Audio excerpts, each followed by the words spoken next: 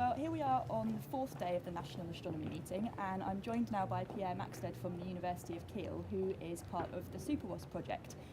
So first of all, do you want to just explain what SuperWASP is and how long it's been going for and what your involvement is? So WASP is the wide-angle search for planets. We have a site at Sutherland in South Africa, and we have a site in La Palma in the Northern Hemisphere. Both those instruments have an array of cameras on them. They have Canon 200mm f1.8 lenses on them, each with a very expensive CCD at the back, and you have an array of 8 of these cameras that scan the sky, one from the south, one from the north. We monitor relatively bright stars around 11th to 13th magnitude, and what we're looking for is a dip of about 1% of the brightness of a star. It lasts a few hours, it'll happen every day, every few days, and that's the signature that a Jupiter-like planet or a Saturn-like planet is passing in front of the star. We find many of that stars that are doing that.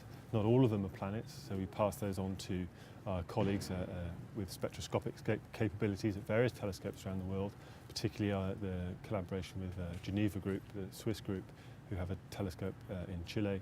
And they do the follow-up, the confirmation follow-up that enables us to discover, now we've discovered 32 of these transiting hot Jupiter planets. And it's been quite an exciting week because some of those planets were announced this week at the conference, and Yes. Also the SuperWASP group is being awarded the RAS Group Achievement Award We for are. astronomy this Yes, afternoon. we are. We're very pleased to have received that. I think the fact that it's a group award is very interesting because it really has been a group effort.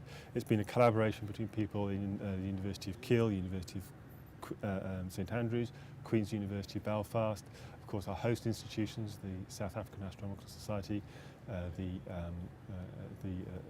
Observatorio Roque de los Muchachos in La Palma.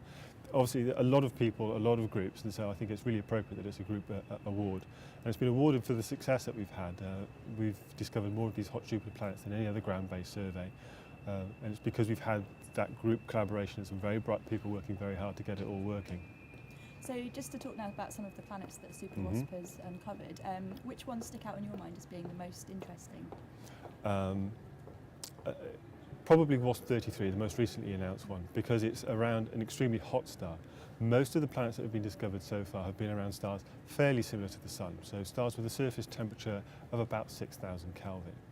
Yellow stars, if you like, that's what colour they'd appear to be. WASP-33 was a bit of an oddball. The transit signal was fairly clear, but it got put on a bit of a back burner initially because the type of star it goes around is a blue star, much hotter star, nearer to about 7,000 Kelvin, something like that, an A-type star. That actually makes it quite difficult to do the analysis. In order to do the analysis, you need to take a spectrum, and in order to measure the very small wobble that you get from a planet, you need features in the spectrum that you can measure very precisely. Much harder to do that with an A-type star like WASP-33, and so it had to be followed up. We've got some collaborators from around the world to have a look at it in different ways, but eventually we were able to confirm the existence of a planet going around it using a novel technique that actually shows the shadow of the planet going across the face of the star. And so that's a completely new sort of object. It's extremely hot Jupiter. The planet goes around the star in just over 1 day, very close to this hot star, so the surface temperature is up near about 2,500 degrees Celsius. So that's hot enough easily to melt rocks and give you cloud decks of molten rock in the atmosphere of the planet, where you'll get crystalline material, rubies and sapphires, raining out of the cloud decks on this planet. Really, it's just because it's such an extreme object, it really gives you a chance to see what happens when you take a Jupiter-like planet and heat it up. Just as in a chemistry lab, if you had some lump of stuff and you wanted to know what it is, you might chuck it in a crucible, heat it up and see what happens to it. Well, this is a chance to get a planet and just heat it up and see what happens to it. So it's going to be lots of really interesting now to throw some of the best facilities at the world, things like the Very Large Telescope in Chile, Spitzer Space Telescope, Infrared Space Telescope, and actually get a good look at what happens when you take a hot Jupiter planet and heat it up and start to see its atmosphere boiling off, see how the structure of it changes. And there are also some planets announced that are spinning on their axes in a retrograde direction to Yes. their host stars. How does a situation like that arise? So just to explain it a little bit, a planet orbits around its star, and what's happening is that retrograde means that these things are going the wrong way around. Now, by what we would mean by the right way around is a system like we see in the solar system here. The spin of the sun is in one direction and the spin of all the planets is in the same direction. And that all makes sense if you have your fairly standard picture of how planets form. As the star collapses in the gas cloud to form the star at the centre, you have a disk of material that's left and it all spins in the same way.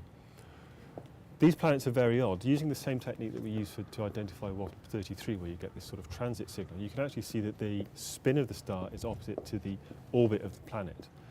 That's the sense in which retrograde means the star's going backwards. Presumably they started off, these gas giant planets form in cold environments, so they probably started off, well, they must have started off far from the star where they formed, and somehow they've come in close to the star. The way that we thought that happened is that some sort of interaction between the disk and the planet dragged the planet in slowly, and that would leave everything spinning the same way. What it looks like now, though, because we've had enough of these planets that we can follow them up, several of them now are going in retrograde orbits, so it looks like some sort of violent mechanism or some sort of perturbation is taking the planets, the gas giant planets that are forming far from the star, and basically throwing them into close to the star. So they get thrown in. If you throw something in, sometimes it'll end up going one way, sometimes it'll end up going the other way. And that's what it looks like is happening. Once you've got a few of these objects, I think we've got about a dozen or so of these now, roughly half of them are going backwards, which is what you'd expect if basically all the planets are being just thrown into the centre. And so, so that's what's happening, we think. That seems to be the fairly sort of standard way, if you like, that you produce these hot Jupiters. It's not by gradual migration, but basically chucking the stars in.